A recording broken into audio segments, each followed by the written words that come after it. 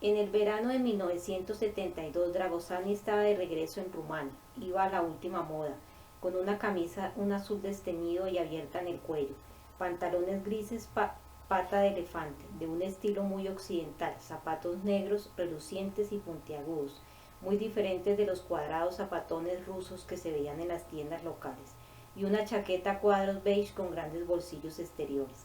En el cálido mediodía rumano, sobre todo en esa granja en las afueras de un villorrio cercano a la autopista Coravia-Kalinesti, no puede decirse que pasara inadvertido. Apoyado en su coche, contemplando los tejados puntiagudos y las cúpulas redondeadas de la población que se alzaban poco antes de los ondulados campos que se extendían hacia el sur, Dragosani solo podía ser una de esas tres cosas: un rico turista de Occidente, de Turquía o de Grecia. Por otra parte, su coche era un Volga negro como sus zapatos, y esto sugería otra posibilidad. Además, Dragosani no tenía la expresión de inocente asombro de los turistas, sino un plácido aire de familiaridad, de pertenecer al lugar. Hazar Cosby, el propietario de la granja que se acercó al Volga desde el patio donde había dado de comer a los pollos, no sabía qué pensar, esperaba turistas para el fin de semana. Pero este hombre lo desconcertaba. Lo miró con expresión de sospecha. ¿Será un funcionario del Ministerio de Tierras y Propiedades o un chivato de esos industriales bolcheviquis de cara de piedra del otro lado de la frontera? Era evidente que tendría que andarse con cuidado, al menos hasta que supiera quién o qué era el reciente llegado. ¿Kit Cosby?, preguntó el joven mientras lo miraba de arriba abajo. ¿Husky Cosby? En lo Stasi me dijeron que alquila habitaciones. Supongo que esa es su posada, dijo señalando con un gesto una antigua casa de piedra de 3 plantas que daba al camino empedrado que llevaba al pueblo. King Cosby lo miró con un rostro deliberadamente inexpresivo y luego frunció el entrecejo. El posadero no siempre declaraba los ingresos que obtenía de los turistas, o al menos no lo declaraba todo. Por fin dijo: soy King Cosby, sí, y alquilo habitaciones, pero dígame si puede o no darme alojamiento, preguntó Dragosani, que ahora parecía cansado e impaciente. King Cosby observó que sus ropas, a primera vista elegantes y modernas, estaban muy arrugadas, como si llevara viajando muchas horas. Ya sé que he llegado un mes antes, pero no creo que usted tenga tantos huéspedes. Un mes antes. Esto hizo que Cosby se acordara. Ah, usted debe ser el señor de Moscú, el que en abril reservó habitaciones pero no envió ningún dinero por adelantado. ¿Es usted el señor Dragosani, el que se llama igual que el pueblo? Llega usted muy adelantado, pero sea bienvenido de todos modos. Tendré que prepararle una habitación, aunque tal vez pueda darle por una noche o dos la habitación inglesa. ¿Cuánto tiempo se quedará? Por lo menos 10 días, respondió Dragosani, si las sábanas están limpias y la comida soportable, y su cerveza rumana no es demasiado amarga. La expresión de Dragosani era innecesariamente severa. Había algo en su actitud que irritó a Cosby. Mein Herr, gruñó, mis habitaciones están tan limpias que se podría comer en el suelo. Mi esposa es una cocinera excelente, mi cerveza la mejor de los Cárpatos meridionales. Y hay algo más, en estos lugares tenemos muy buenas maneras, algo que no siempre se puede decir de ustedes, los moscovitas. ¿Quiere la habitación o se marcha?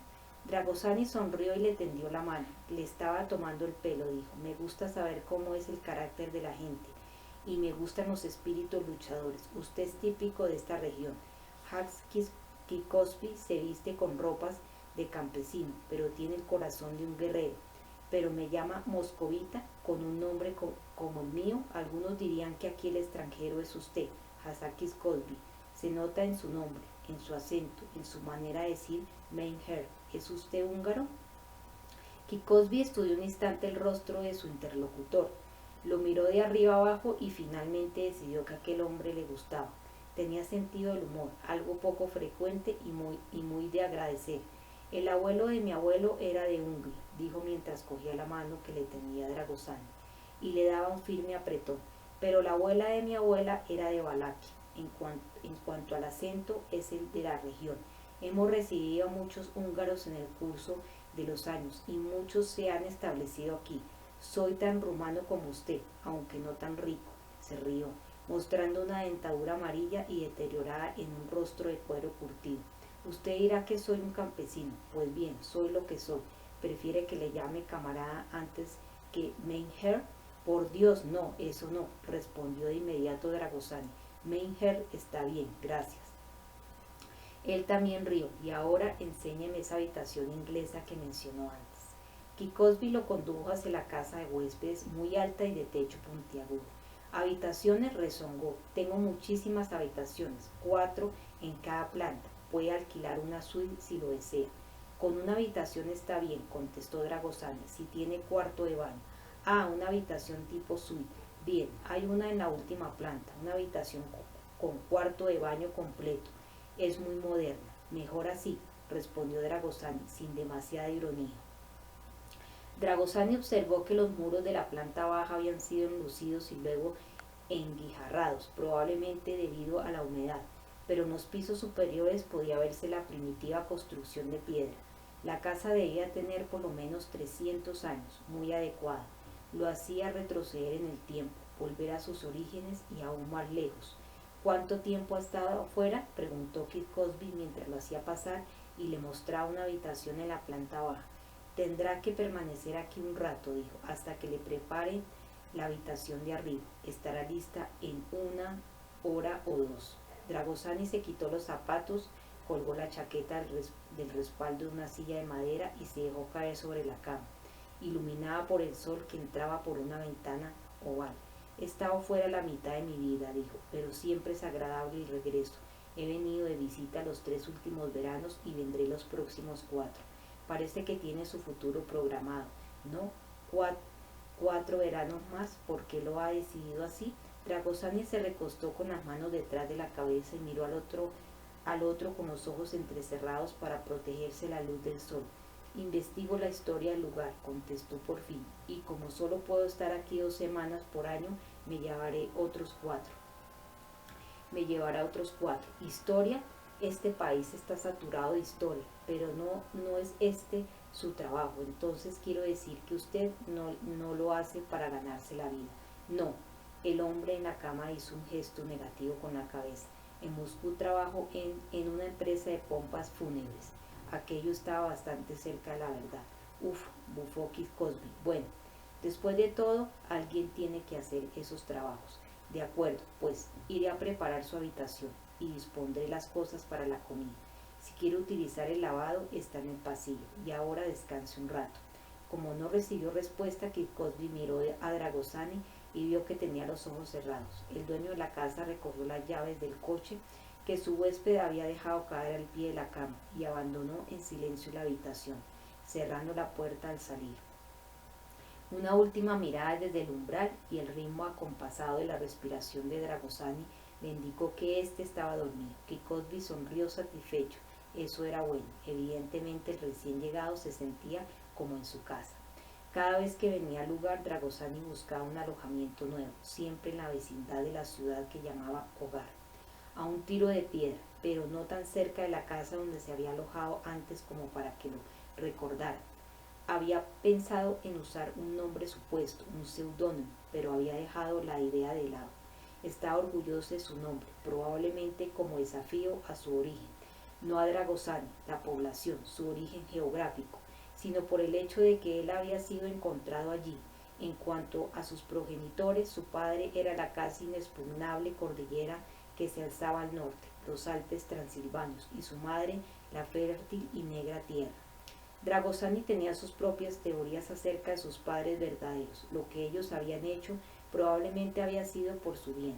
Él imaginaba que había sido cíngaros, rumanís, gitanos, jóvenes amantes de tribus enemigas cuyo amor no había sido suficiente como para hacer olvidar antiguas querellas y desprecios.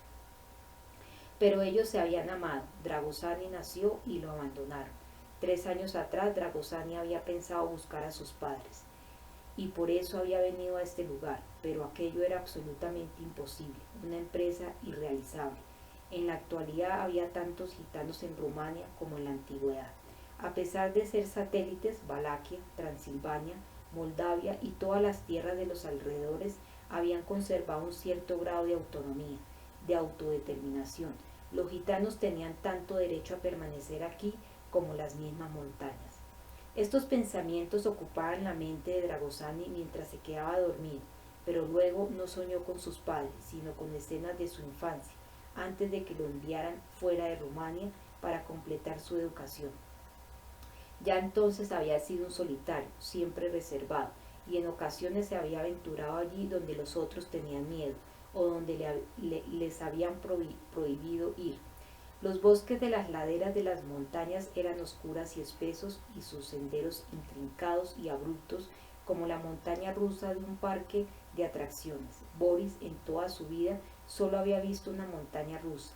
Había sido 3 días antes el de su 7º cumpleaños, cuando celebraban el 7º aniversario del día en que lo encontraron, tal como le explicó su padre adoptivo, y como regalo lo llevaron a Dragosani a visitar el pequeño cine del pueblo. Habían dado un cortometraje ruso rodado enteramente en parques de atracciones, y la montaña rusa era tan real que Boris había sufrido vértigo y había estado a punto de caerse del asiento. Había sido una experiencia atemorizadora pero emocionante, tan emocionante que había inventado un juego para reproducir las sensaciones de la montaña rusa. No era tan bueno y sí bastante difícil, pero era mejor que nada.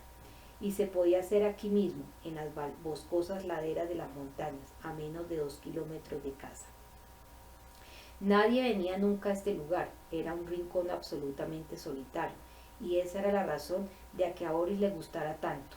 Nada había talado los bosques durante casi 5 siglos, ningún guardabosques había penetrado en la espesura, donde rara vez se filtraba un rayo de luz. Solo los arrullos de las palomas y el batir de sus alas perturbaba ocasionalmente el profundo silencio, las palomas y los crujidos que producían las pequeñas alimañas. Este era un lugar de motas de polvo que danzaban en la luz, de piñas y agujas de pino, de hongos y algunas pocas ágiles y extrañamente silenciosas ardillas.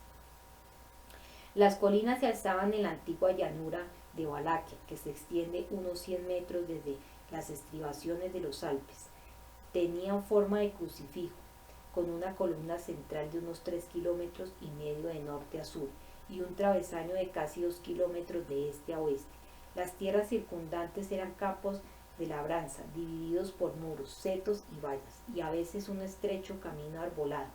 Pero los terrenos inmediatamente próximos a las colinas que formaban la cruz estaban sin cultivar, y en ellos crecían en abundancia las hierbas y los cardos. En algunas ocasiones Boris y su padre adoptivo dejaban que el ganado paciera en estas tierras, pero esto no sucedía a menudo. Incluso los animales evitaban el lugar sin razón aparente, y a veces rompían cercas y saltaban setos para alejarse de esos campos salvajes y demasiado silenciosos. Para el pequeño Boris Dragosani, sin embargo, el lugar era algo muy distinto. Allí podía jugar a que era un gran cazador, penetrar en el interior de la selva del Amazonas, buscar las ciudades perdidas de los incas. Podía hacer todas esas cosas y más, siempre y cuando no hablara de sus juegos con su familia adoptiva. En verdad, no eran los juegos lo que debía ocultar, sino dónde los realizaba. Pero los bosques, a pesar de que eran un lugar prohibido, lo fascinaban. Había algo en ellos que lo atraía. Y eso estaba ahora presente, mientras él trepaba por la empinada pendiente cercana al centro de la cruz, ascendiendo trabajosamente de árbol en árbol, jadeando al arrastrar la gran caja de cartón que era su vehículo, su coche sin ruedas para jugar a la montaña rusa. Una escalada difícil, sí, pero valía la pena. Antes de volver a casa se lanzaría una vez más, esta vez desde la cima. El sol ya se estaba poniendo y seguramente tendría problemas en casa por volver tarde, pero una vuelta más en su coche no empeoraría las cosas más de lo que ya estaban. En la cima se detuvo un momento para recobrar el aliento y se sentó a contemplar las motas de polvo que flotaban en los pálidos rayos de sol que penetraban entre los altos y oscuros pinos. Después arrastró la caja hasta un lugar en la cima desde el cual se veía una huella que descendía sin interrupciones hasta el pie de la colina. Hacía ya mucho tiempo habían abierto aquí un cortafuegos, antes de que los leñadores recordaran o les contaran cosas sobre la naturaleza del lugar. Desde entonces hierbas y arbustos habían brotado otra vez en la huella, pero no habían logrado borrarla por completo. Y ahora la cicatriz del cortafuegos iba a ser la pista para el temerario juego de Boris. El chico equilibró su coche en el borde, saltó a bordo y se agarró a los costados, echando todo su peso hacia adelante hasta que la caja comenzó a deslizarse. Al principio la caja descendió suavemente, deslizándose con facilidad sobre un colchón de hierba y agujas de pino, entre los matorrales y los arbolitos, siguiendo la antigua huella del cortafuego. Pero Boris era un niño, no había visto peligro alguno en aquel juego. No había calculado la aceleración que sufriría su vehículo en una pendiente tan abrupta. La caja aumentó la velocidad y el juego se pareció mucho más a la aterrorizadora mareante montaña rusa. Boris chocó contra un montecillo de hierba y la caja saltó en el aire, aterrizó luego, golpeó de costado contra un arbolito y salió disparada hacia el otro lado, donde los pinos eran más densos, y desde allí siguió a una velocidad de vértigo pendiente abajo, en una línea paralela a la del cortafuegos. Boris no tenía frenos ni volante, no podía controlar de ningún modo la velocidad de su coche. Lo único que podía hacer era dejarse llevar por la caja. Entre choques y resbalones, más sacudido y golpeado que un balón de fútbol, Boris comenzó a deslizarse en medio de una penumbra más intensa a cada instante. El chico bajó la cabeza para protegerse de las ramas que ya no alcanzaba a ver y continuó su descenso de pesadilla. Pero los árboles crecían ahora uno más cerca de otros y el viaje no podía seguir mucho más tiempo, y por fin la caída se detuvo, en un lugar donde las raíces de los árboles salían a la superficie nudosas como enormes serpientes, y el suelo era de esquistos y cantos rodados. El fondo de la caja se desprendió estrepitosamente bajo los pies de Boris, y los costados se desintegraron bajo sus dedos. El chico fue arrojado contra el tronco de un árbol, aunque no de cabeza, y el impulso lo hizo continuar rodando, dando volteretas, los brazos alrededor de la cabeza. Boris apenas sintió las frágiles ramas que aplastó en su caída, apenas si era consciente del cielo que giraba más allá de la copa de los pinos, en un descenso que parecía no terminar nunca, y de un tropezón final contra un borde rocoso, desde el cual se despeñó en un vacío oscuro y polvoriento. Luego el impacto, y después de eso nada por un tiempo al menos. Boris quizá perdió la conciencia durante un minuto, aunque puede que fueran 5 minutos o 50, o puede ser también que no perdiera el sentido en ningún momento, pero había sufrido una conmoción y muy fuerte. Si no hubiera sido así, lo que sucedió luego podría haberlo matado. Boris podría haber muerto de miedo. ¿Quién eres?, preguntó una voz dentro de su aturdida cabeza. ¿Por qué has venido aquí? ¿Estás ofreciéndote a mí? La voz era maligna, absolutamente maligna.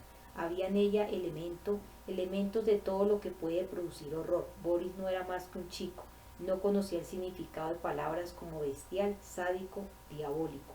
No sabía qué quería decir la frase poder de las tinieblas, e ignoraba los actos mediante los cuales se puede invocar a esos poderes. Para él el miedo era un peldaño de la escalera que crujía en la oscuridad, el golpear de una rama contra la ventana de su habitación cuando todos dormían. Había horror en el repentino salto de un sapo, o en la súbita inmovilidad de una cucaracha cuando se encendía la luz, y especialmente en su rápida carrera cuando el insecto se daba cuenta de que lo habían descubierto. En una ocasión Boris había oído el cri-cri de los grillos en el sótano más profundo de la granja, donde su padre guardaba en anaqueles los vinos y los quesos. A la luz de una pequeña linterna había visto un insecto de un gris leproso a causa de la casi permanente oscuridad de su habitación, de su habitáculo. Cuando se acercó para aplastarlo con el zapato, el grillo dio un salto y desapareció. Boris encontró otro y sucedió lo mismo, y otro y otro. Vio una docena y no pudo matar ninguno. Todos habían desaparecido. Cuando subía la escalera y comenzaba a filtrarse un poco de luz diurna, un grillo saltó de los pantalones de Boris. Estaban encima de él, habían saltado hacia él, por eso no había podido aplastarlos. ¿Y qué saltos dio Boris en ese instante? Esa era su idea de una pesadilla, advertir una astuta inteligencia donde no debería verla, del mismo modo que no debería verla aquí. Ah, exclamó la voz, ahora más vigorosa, así que eres uno de los míos, por eso has venido, sabías dónde encontrarme. Boris se dio cuenta entonces de que estaba consciente y de que la voz que oía en su cabeza era real, y su malignidad era como el tacto viscoso de un sapo, el salto de los grillos en la oscuridad, el odioso tic-tac de un reloj que parece hablar contigo en medio de la noche, burlándose de tus miedos y tu insomnio. Aunque era mucho peor que eso estaba seguro, pero no tenía las palabras o el conocimiento o la experiencia como para describirla. Pero podía imaginarse la boca que emitía esa voz gutural y tartajeante, esas palabras taimadas e insinuantes en su cabeza, y sabía por qué era gutural y tartajeante. Se la representaba vívidamente, una boca monstruosa que chorreaba sangre como rubíes líquidos y cuyos relucientes incisivos eran afilados como los de un gran podenco. ¿Cómo te llamas, muchacho? Dragosani, respondió Boris, o mejor dicho, pensó la respuesta, porque su garganta estaba demasiado seca como para hablar. De todos modos fue suficiente. Ah, Dragosani. Ahora la voz era un ronco suspiro, como hojas de otoño rozando adoquines. Era el suspiro de alguien que advierte algo, que comprende, que se siente satisfecho. Sí, que eres uno de los míos, pero demasiado pequeño. No tienes vigor, muchacho. Eres un niño nada más que un niño. ¿Qué puedes hacer por mí? Nada. Tu sangre es como agua en las venas. No tiene hierro. Boris se sentó y miró aterrorizado hacia uno y otro lado en la oscuridad. La cabeza aún le daba vueltas. Había bajado algo más de la mitad de la pendiente y ahora estaba en una especie de saliente de roca entre los árboles. Boris no había estado nunca aquí, no había sospechado que el lugar existiera. Luego, cuando sus ojos se acostumbraron a la penumbra y recuperó por completo los sentidos, vio que en realidad estaba sentado sobre unas losas de piedra cubiertas de musgo y delante de algo que solo podía ser un mausoleo. Boris había visto antes algo semejante. Su tío, el hermano de su padre adoptivo, había muerto hacía un mes y lo habían enterrado en un lugar muy parecido, pero la tumba de su tío estaba en terreno consagrado, en el cementerio de Slatina. Este lugar, en cambio, no era un lugar sagrado, no, ni siquiera la imaginación más desbocada podía suponer algo así. Presencias invisibles se movían, agitaban el aire polvoriento sin alterar las telarañas ni las ramas muertas que colgaban sobre su cabeza. Aquí hacía frío, un frío húmedo, y el sol no había penetrado en 500 años. Detrás de Boris la tumba labrada en la roca, hacía tiempo que había comenzado a desmoronarse, el techo de grandes losas caído entre restos de albañilería. Boris, en su desenfrenada carrera, seguramente había volado por encima de las ruinas, pues de no ser así se habría desnucado, aunque después de todo quizás se había herido en la cabeza, puesto que percibía y oía cosas donde no había nada que percibir o escuchar, o no debería haber nada. Boris aguzó los oídos y entrecerró los ojos en la penumbra del recinto, pero no había nada.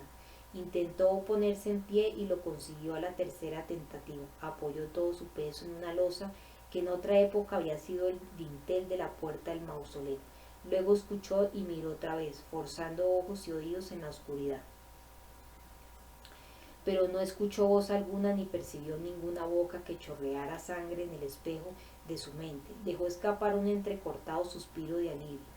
Una costra de suciedad, musgo y agujas de pino se desprendió de la losa entre sus manos y dejó ver parte de un escudo de armas. Boris quitó un poco más de aquella mugre de siglos y retiró bruscamente las manos, se echó hacia atrás, tropezó y se sentó otra vez, casi sin aliento. En el escudo de armas se veía un dragón tallado en bajo relieve, una de las patas delanteras alzadas en un gesto de amenaza. Montado en la espalda del dragón colgaba un murciélago con ojos triangulares de cornalina, y por encima de las dos figuras se veía la cabeza con cuernos del mismo demonio, con la larga lengua hendida fuera de la boca y chorreando gotas de sangre de cornalina. Los tres símbolos, dragón, murciélago y demonio, se unieron en la mente de Boris, se amalgamaron como el emisor de la voz que resonaba en su cabeza, la voz que eligió ese preciso instante para hablarle una vez más. Corre, hombrecito, corre, vete de aquí. Eres demasiado pequeño, demasiado joven e inocente, y yo estoy demasiado débil y soy tan viejo. Boris se puso de pie, con las piernas tan temblorosas que tuvo la seguridad de que se iba a caer. Luego se volvió y escapó de allí tan deprisa como pudo, lejos de las losas cubiertas por agujas de pino, y que las retorcidas y centenarias raíces comenzaban a resquebrajar, lejos de la tumba en ruinas y de los secretos que guardaba, lejos de la penumbra del lugar tan amenazadora que parecía tener vida propia. Y mientras descendía la pendiente azotado por las ramas de los árboles y lleno de magulladuras por las multitudes caídas, la voz resonaba en su mente como el chirrido de una uña sobre un cristal, o de la tiza en la pizarra con una sabiduría antigua y obscena. Corre, corre, pero nunca me olvides, Dragosani, y puedes estar seguro de que yo no te olvidaré. Yo no, esperaré a que crezcas y te hagas fuerte, y cuando tu sangre tenga hierro y sepas qué hacer, porque tendrá que ser por tu propia voluntad, Dragosani, entonces veremos, y ahora tengo que dormir. Boris salió corriendo entre los árboles al pie de la colina, saltó por encima de una valla cuyo travesaño superior estaba roto y salió a la pradera de hierba y cardos y luz, de bendita luz, pero ni siquiera entonces se detuvo y siguió corriendo en dirección a su casa. Pero tuvo que hacer una pausa en medio del campo, exhausto y sin aliento. Se dejó caer al suelo y volvió la cabeza para mirar hacia las amenazantes colinas. Hacia el oeste el sol se ponía, y los últimos rayos de fuego doraban los pinos más altos. Boris, no obstante, sabía que en el lugar secreto, en el mausoleo amortajado por los árboles, todo era viscoso, reptante y negro como el miedo, y solo entonces se le ocurrió preguntar: ¿qué? ¿Quién eres? Y como si llegara desde 1.000.000 de kilómetros de distancia, traía por la brisa que soplaba sobre los campos y colinas de Transilvania desde el primer día de la historia, la respuesta resonó en su mente. Tú lo sabes, Dragosani, tú lo sabes, no preguntes quién eres, sino quién soy. Pero ¿qué importa eso? La respuesta es la misma, soy tu pasado, Dragosani, y tú eres mi futuro. Herr Dragosani, ¿qué? ¿Quién eres? Dragosani despertó repitiendo la pregunta del sueño. En la inesperada penumbra de la habitación lo miraban unos ojos casi triangulares, fijos, penetrantes, y durante un instante brevísimo Boris sintió que había regresado al claro del bosque donde se hallaba la tumba, pero estos ojos eran verdes como los de un gato. Dragosani los miró fijamente y ellos le devolvieron la mirada, imperturbables. Pertenecían a un rostro blanco y ovalado, enmarcado por los cabellos negrísimos, un rostro de mujer. Dragosani se sentó en la cama, se estiró y puso los pies en el suelo. La dueña de los ojos le hizo una reverencia al estilo campesino, y Dragosani pensó que era muy poco elegante. La miró con expresión burlona, siempre se despertaba de mal humor, y si un intruso lo despertaba de manera inesperada, como ahora, su humor era aún peor. ¿Estás sorda? Le he preguntado quién es, dijo apuntándole con el dedo índice, y quisiera saber por qué me han dejado dormir hasta tan tarde. Dragosani también podía empeñarse en llevar la contraria. Ella no pareció impresionada por el dedo índice que la apuntaba. Sonrió, levantando una ceja en un gesto casi insolente. Soy Ilse Dragosani, Ilse Cosby. Ha dormido 3 horas. Parecía tan cansado que mi padre dijo que lo dejara dormir, y mientras tanto le preparara la habitación en la buhardilla. Ya está lista. Ah, sí, ¿y por qué me molesta ahora? Dragosani se negó a mostrarse amable, y este no era el mismo juego que había jugado con el padre de la joven, no, porque había algo en ella que lo irritaba. Realmente Ilse era demasiado segura de sí misma, demasiado avispada, además era bonita. Debía de tener unos 20 años, era raro que no estuviese casada. pero no se veía ningún anillo en sus dedos. Dragosani se estremeció. Su metabolismo estaba adaptándose aún, no se hallaba completamente despierto. Ella lo advirtió y dijo: arriba está más caliente, el sol todavía da sobre el último piso y su sangre circulará mejor después de subir las escaleras. Dragosani miró hacia alrededor y se quitó con las yemas de sus delicados dedos las legañas que el sueño había dejado en los ángulos de sus ojos. Se puso de pie, palpó el bolsillo de la chaqueta que estaba colgada del respaldo de la silla y preguntó: ¿dónde están mis llaves y mis maletas? La joven sonrió otra vez. Mi padre subió las maletas, respondió, y aquí tiene sus llaves. Su mano, cuando tocó la de Dragosani, parecía muy fresca en contraste con la afiebrada de él. Y cuando él se estremeció, ella se echó a reír. Ah, un joven virgen. ¿Qué? Se enfureció Dragosani. ¿Qué ha dicho?